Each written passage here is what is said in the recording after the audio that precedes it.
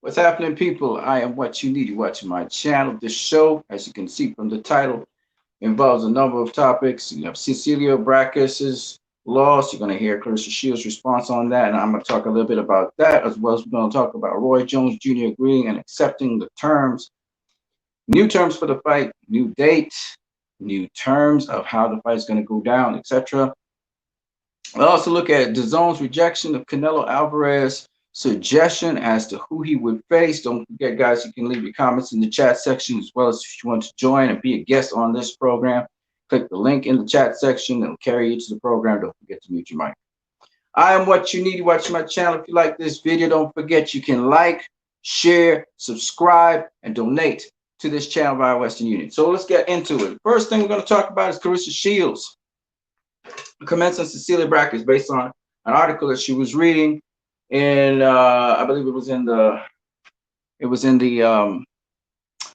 one of the on-stream websites. Okay, and Clarissa Shields, she had a mouthful to say because the website was speaking about her not being the GOAT and so on. And Clarissa Shields now seeing that Cecilia Braekus just lost a fight, said, "Who's the GOAT?" Right?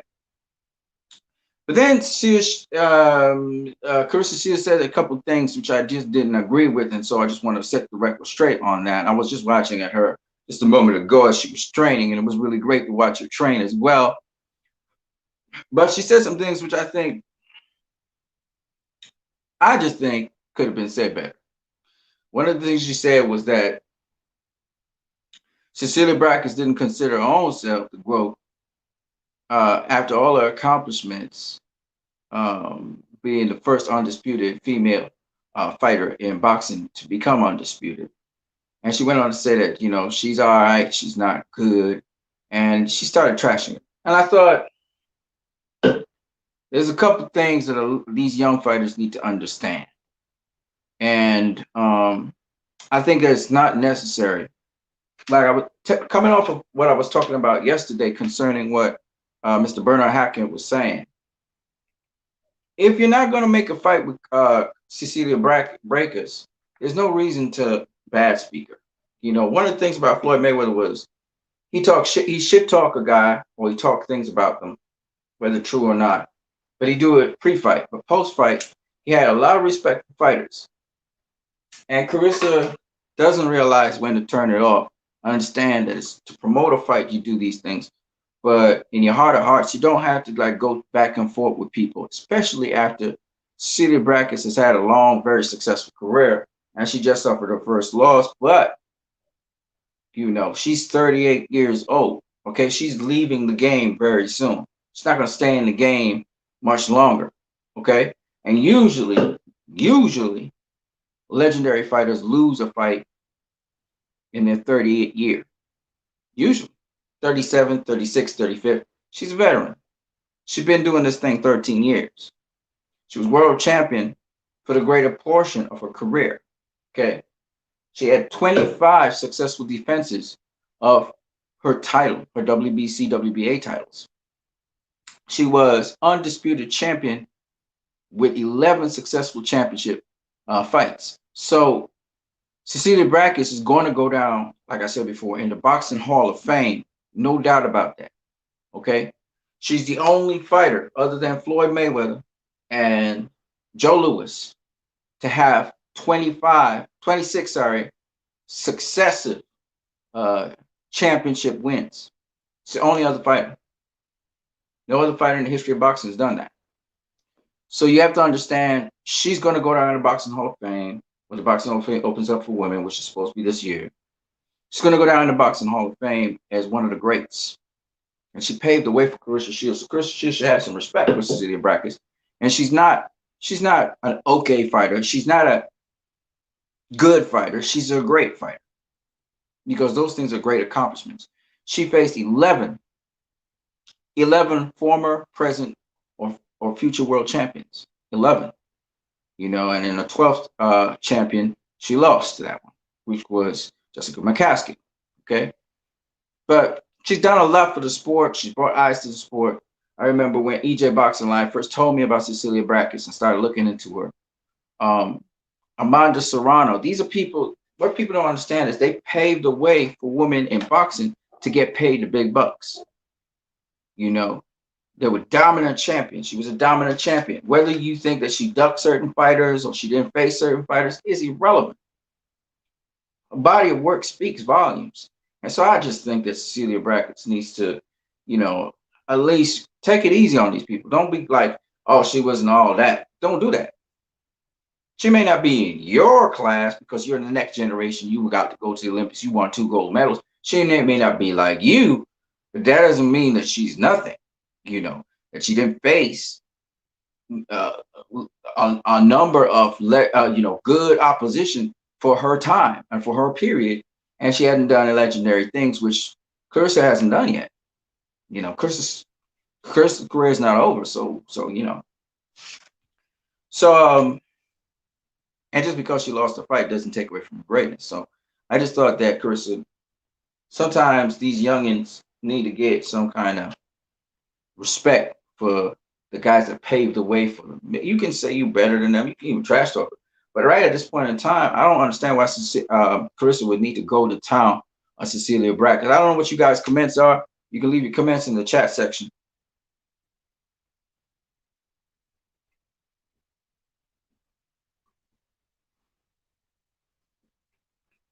But I still like Clarissa. I think she's the GOAT. I think she proved without a shadow of a doubt already in 10 fights that she's been proving everything she's saying, that she's the greatest woman boxer of all time. So we got to give her a chance to keep it going and see what happens with her. You know, Cecilia Braekus she was more hesitant. She was more hesitant to give Clarissa that title, which is fair enough. That's her perspective. But as for me, I give her the GOAT title, and I want to see how far she'll go. You know, she's taking off really well, which leads me to the other topic that I want to talk about. Canelo Alvarez. Canelo Alvarez, we learned, asked the WBC to face this guy, which I don't know his name, and I'm not trying to pronounce his name, who lost to Chris Eubank Jr. And he requested so he could face and get the WBC title. This is the thing that I don't understand about Canelo Alvarez. I really don't. David Benavidez was right there. All right? David Benavidez was right there. He was the WBC champion. But you didn't want to pick a fight with him. But all of a sudden, because he loses the belt on the scales, all of a sudden you're interested in a title? Listen, man. Well, the DAZN said hell no to that. They said we don't just cherry pick. You know what I'm saying? Because that is cherry picking. Because you don't want to face David Benavidez, but you will face this dude who has never been a world champion. You know what I'm saying? Who's a guy that's been beaten a couple times. You will face him, but you won't face David Benavidez. Right? Canelo's letting me down. He's letting me down. There's Callum Smith out there who ain't got no opponent. There's Demetrius Andrade out there who ain't got no opponent. And that is Billy Joe Saunders, right? But Canelo is requesting to face a dude who we don't know shit about. And then when we learn about him, he's not even championship material. You know? That's the kind of thing that we're talking about. That this is why a lot of people say Canelo's just a joke. Right now, he looked like a joke, even though he's not done that for a while. I mean, Sergey Kovalev was borderline, you know what I'm saying? But what is this dude doing? Is he really trying to duck these guys? Is he really trying to duck these fighters? What's up with this dude? Now, Billy Joe Saunders, fuck Billy Joe Saunders, right? So that's why I left him out of the equation, because he done already sabotaged his shit and talking about price and stuff. So fuck Billy Joe Saunders. But Demetrius Andrade and Callum Smith. Callum Smith would love to have that fight. Why isn't Canelo picking one of those two guys? Okay, you don't want to face Demetrius Andrade. Face Callum Smith. But you're gonna face. Come on, man. Now that's some real shit right there. You know, and that's the stuff. That's the stuff that we can't understand. How this dude? Listen. Mayweather never did shit like that. Whitaker never did shit like that. Oscar never did shit like that.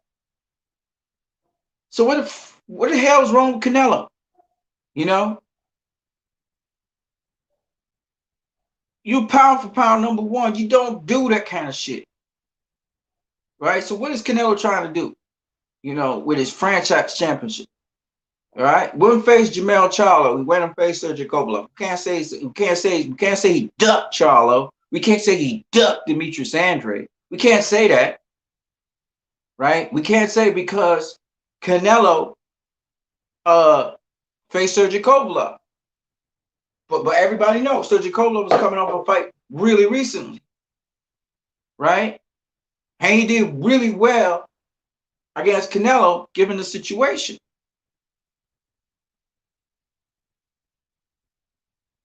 All right. But Canelo ducked Demetrius Andre.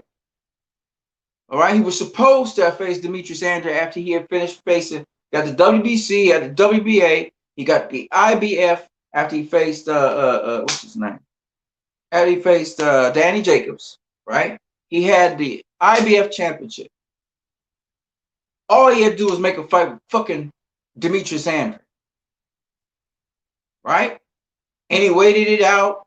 I don't know what the fuck he was doing. I think he was waiting all year just to face Sergio Kovalev or some shit like that. Right? He waited it out. He lost his IBF title because of that.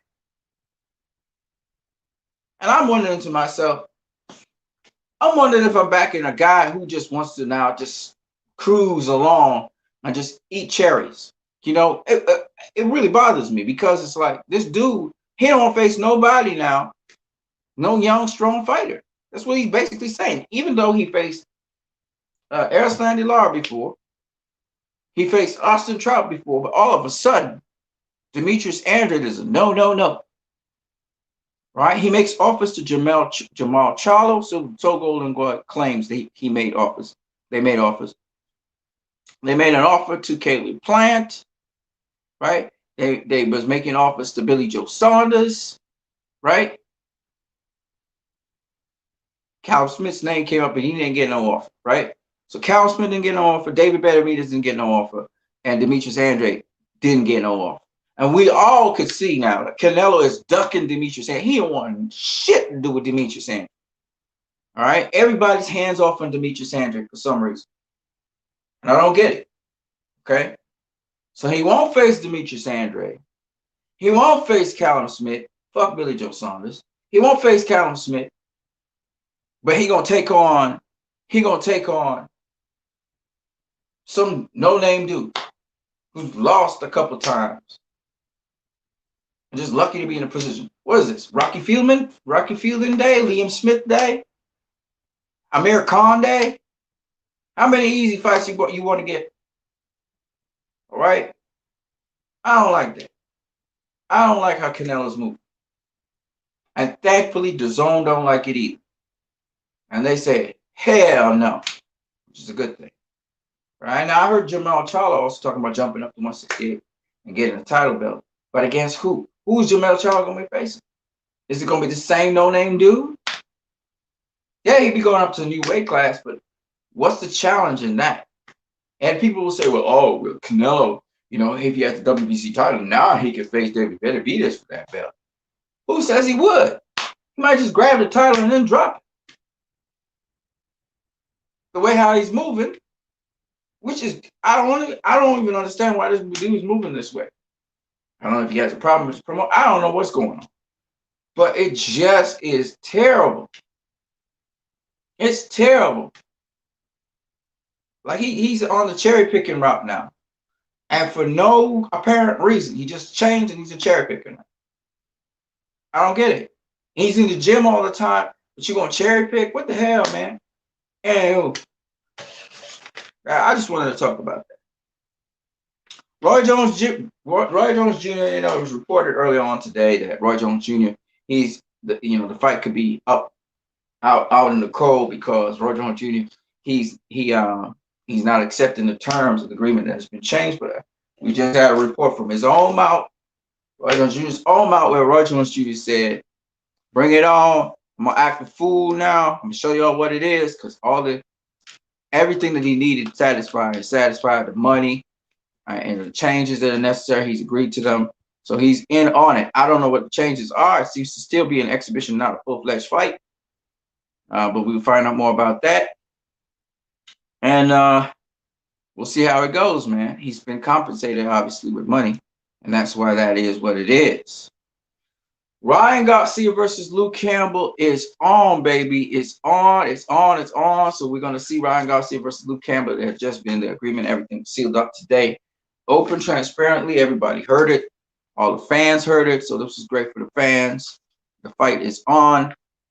So Ryan Garcia will be facing Luke Campbell. Who you guys pick to win? Let me know.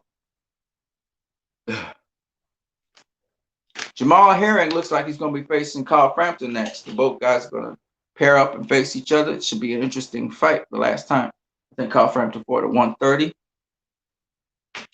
So it's all like Donkey Kong now. Jamal Herring is supposed to be facing another opponent, and he's preparing for that. I saw an interview with him, and it seemed very good. I'm looking forward to that fight.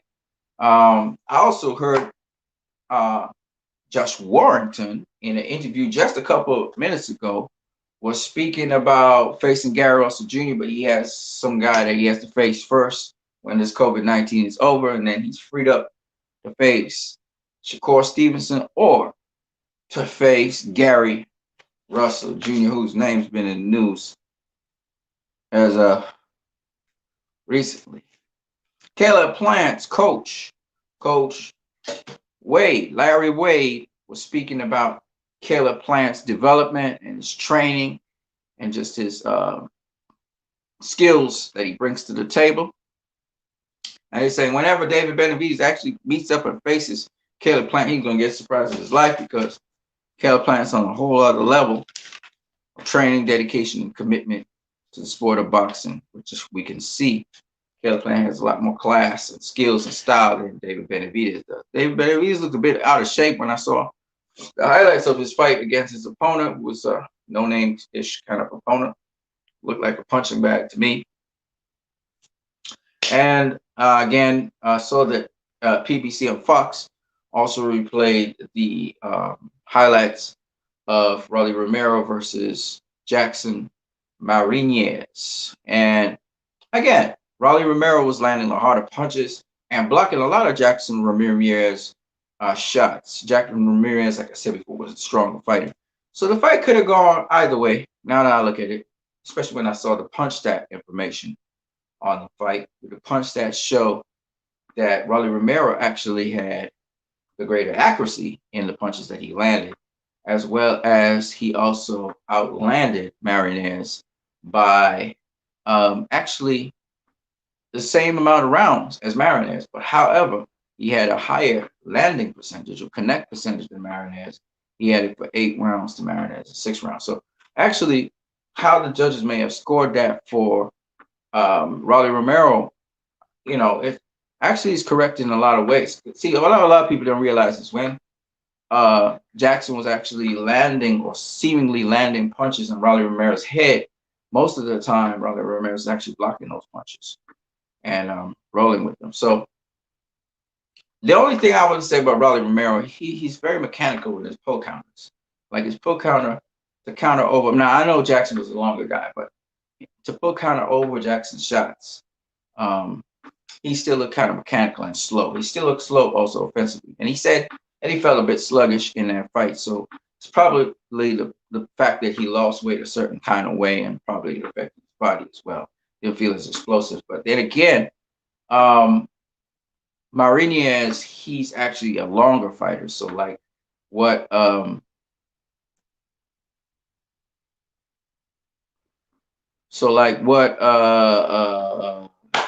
help me out here, AK Sports TV be saying. Sometimes AK say, you want to use the jab to get to the inside of your opponent, fight him on the inside. I don't know if Rolly still has an inside game like that,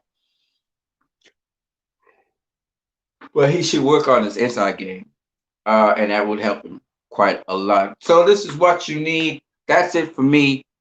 That's all I got to cover for now. I hope you guys enjoy the rest of your day on what you need. If you like what you're seeing, don't forget you can comment, subscribe, share, and you can donate via Western Union or MoneyGram. I'm out of here. I'm what you need. Peace.